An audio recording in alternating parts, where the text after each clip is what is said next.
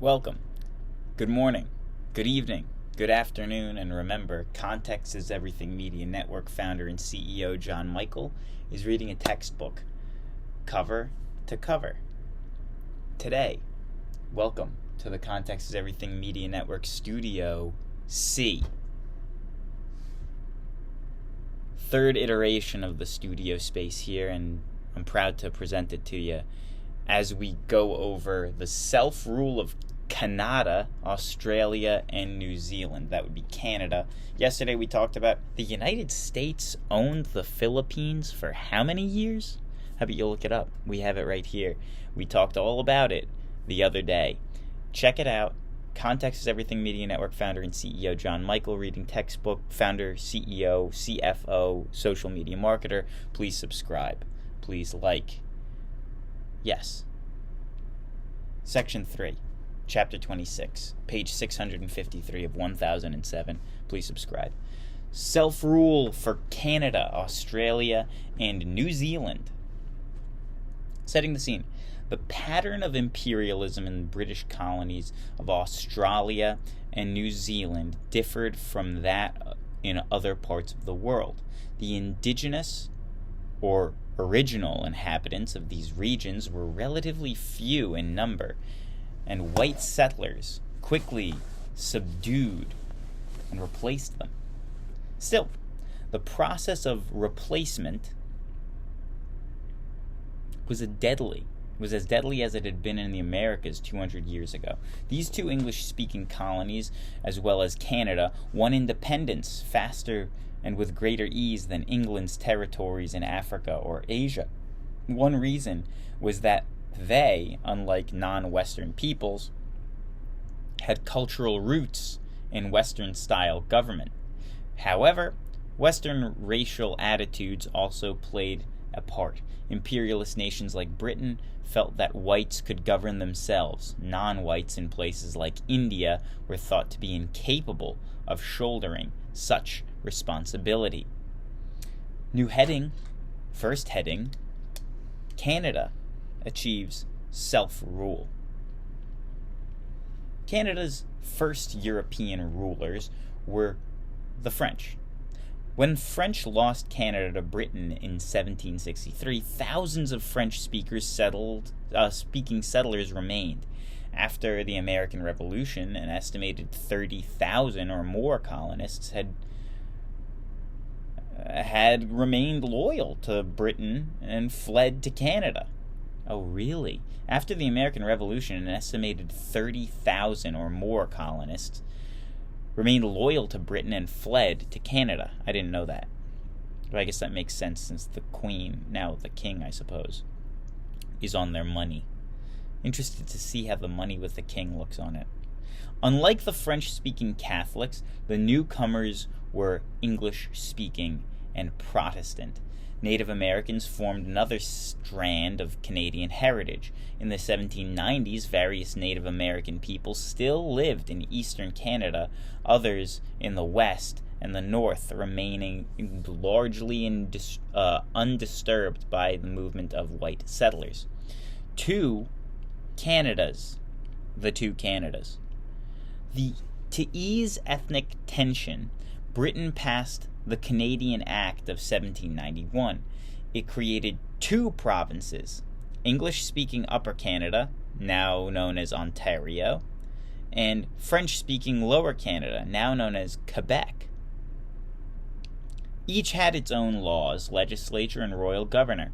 French traditions and the Catholic Church were protected in Lower Canada, while English traditions and laws guided Upper Canada. During the early 1800s, unrest grew in both colonies, and the people of Upper Canada resented the power held by small British elite. In Lower Canada, too, people felt that British officials ignored their needs. In 1837, discontent flared into rebellion in both Upper and Lower Canada.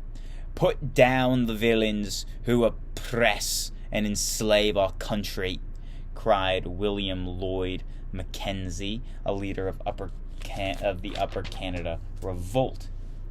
The Durham Report.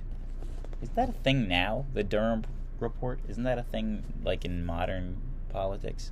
I think it is. It sounds familiar, but I don't know. Comments, please. Please?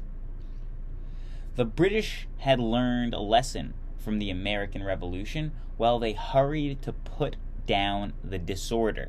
They sent an able politician, Lord Durham, to study the causes of the unrest. In 1839, the Durham Report called for the two Canadas to be reunited and given control over their own affairs. Comments, please. Durham Report, modern day. This is, again, a textbook from 2001. I don't know if this is still called the Durham Report, but I'm pretty sure that there's a modern day thing called the Durham Report. Just comments, please. That'd be great. I'd really appreciate it. I'll give it a heart.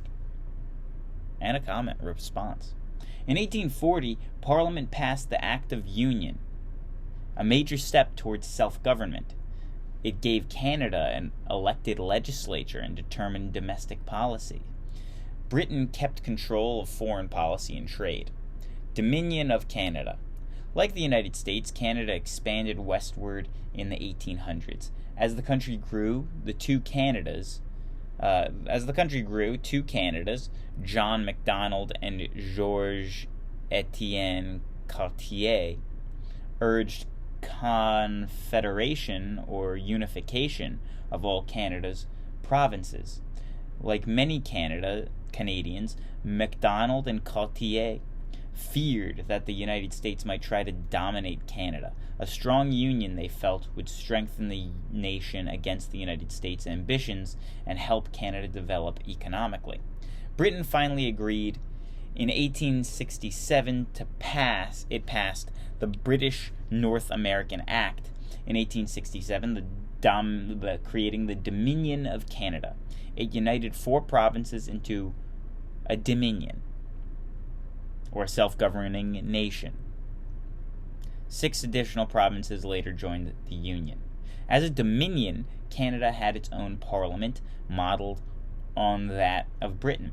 By 1900, Canada had also been granted some control over its own foreign policy. Still, although self-governing, Canada maintained close ties with the British monarchy.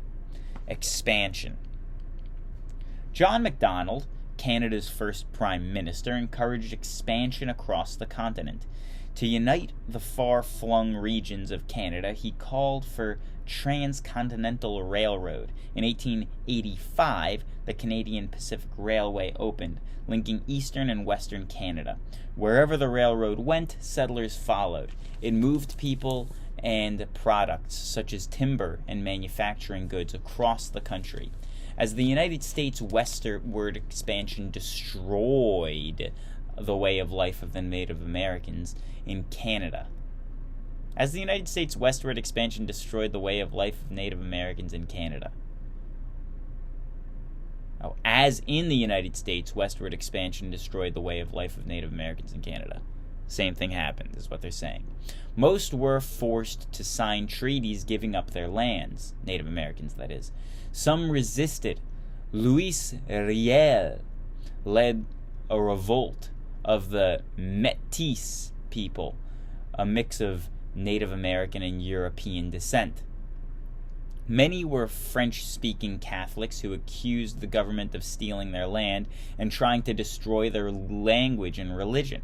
Government troops put down the uprising and executed Riel. Yikes. Immigration. In the late 1800s and early 1900s, immigration increased as people flooded into Canada from across Europe and Asia. Newcomers from Germany, Italy, Poland, Russia, Ukraine, China, and Japan enriched Canadian economy and culture. Enriched the Canada economy and culture. By 1914, Canada was a flourishing nation. 2 issues continued to plague it, however. First, French-speaking Canadians were determined to preserve their separate heritage, making it hard for Canadians to create a single national identity. Second, the United States exerted a powerful economic and cultural influence that threatened to dominate its neighbor to the north. Both issues have continued to affect Canada to the present day. Europeans in Australia. The Dutch in the 1600s were the first Europeans to reach Australia. The world's smallest continent, in 1770, Captain James Cook claimed Australia for Britain. For a time, however, it remained too distant to attract European settlers. The first settlers. I think we've all heard of this in passing. Like most regions claimed by imperialist powers, Australia had long been inhabited by other people. The first settlers that reached Australia, perhaps 50,000 years earlier, probably from the Southeast Asian portion of the world, spread across the continent. Cut off from the larger world, the Aborigines, as Europeans called them later, lived in small hunting and food-gathering bands, much as their Stone Age ancestors had. Aborigine groups spoke as many as 250 distinct languages. When white settlers arrived in Australia, the indigenous population suffered disastrously. A penal colony. This is the thing you've probably heard in passing. Events halfway around the world in North America, Britain ended Australia's isolation and brought Europeans to the island continent. During the 1700s, Britain had sent convicts to its North American colonies, especially to Georgia. The American Revolution closed that outlet, just when the Industrial Revolution was disrupting British society. Prisons in London and other cities were jammed with poor people arrested for crimes such as stealing food or goods to pawn, agitating against the government, or murder. Some of those don't seem like they're that serious, but to fulfill the need for prisons, Britain made Australia into a penal colony. The first ships carrying about 700 convicts arrived at Botany Bay, Australia, in 1788. That was a British accent, not me trying to do an Australian accent. I got to get into the mindset to do the Australian accent. Australia, beer. Australian for beer. Right. The men, women, and children who survived the grueling 8-month voyage, faced more hardships on shore. Many were city dwellers with no farming skills. Under the brutal discipline of soldiers, work gangs cleared land for settlements.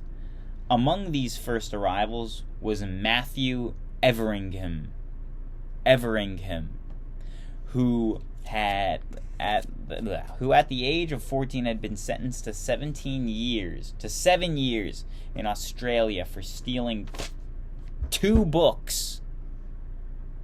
Despite illness and beatings during the course of his sentence, Everingham continued to have hope for the future. Australian accent. Australia. I have now 2 years and 7 months to remain a convict, and then I am at liberty, this is just British, to act as a free-born Englishman, or 2. I am yet but young, only 19. If my health is spared, I shall not be one jot the worse for being transported. Matthew Everingham's quote in Children of the First Fleet. Everingham later married another convict, Elizabeth Rhymes, and stayed in Australia. Their descendants, like those of other convicts and early settlers, carved out farms. Some prospered in their new homeland. Into the outback. In the early 1800s, Britain encouraged free citizens to immigrate to Australia by offering them land and tools. As the newcomers occupied coastal lands, they thrust aside or killed Aborigines. After settlers found that sheep herding was suited to the land and climate, a prosperous wool industry grew up in Australia. In 1851, a gold rush in eastern Australia brought a population boom. Many gold hunters stayed on to become ranchers and farmers. They pushed into rugged interior known as the outback, displacing the Aborigines and carving out huge sheep ranches and wheat farms. By the late 1800s, Australia had won a place in a growing world economy, achieving self-government. Like Canada, Australia was made up of separate colonies scattered around the continent. During the age of imperialism, Britain worried about interference from the other powers. To counter this threat and to boost development, it responded to Australian demands for self-rule. In 1901, Britain helped the colonies unite in an independent Commonwealth of Australia. The new country kept its ties to Britain by recognizing the British monarch as the head of state. The Australian Constitution drew on both British and American models. Like the United States Constitution, it set up a federal system that limited the power of central government. As in Britain, Australia's executive is the Prime Minister, chosen by a majority party in Parliament. Unlike Britain and the United States, Australia quickly granted women the right to vote. It also was the first nation to introduce the secret ballot. And this is going to be the end of our time today. Final section, New Zealand. Far to the southeast of Australia lies New Zealand. In 1769, Captain Cook claimed this island for Britain. Missionaries landed there in 1814 to convert local peoples, the Maoris, to Christianity. Maori struggles. Like Australia, where Aborigines were spread thinly across large continent, the Maoris were concentrated in a smaller area. They were descended from seafaring peoples who had reached New Zealand from Polynesia. In the 1200s, the Maoris were settled farmers. They were also determined to defend their land. Missionaries were followed by white settlers who were attracted by the mild climate and good soil. These settlers introduced sheep and cattle and were soon exporting wool, mutton, and beef. In 1840, Britain annexed New Zealand. As colonists poured in, they took over more and more of the land, leading to fierce wars with the Maoris. Many Maoris died in the struggle. Still, more perished from disease. Alcoholism and misfortune followed European colonization. By the 1870s, resistance crumbled. The Maori population had fallen drastically, from 250,000 to less than 50,000. Only in recent years has the Maori population started to grow once more.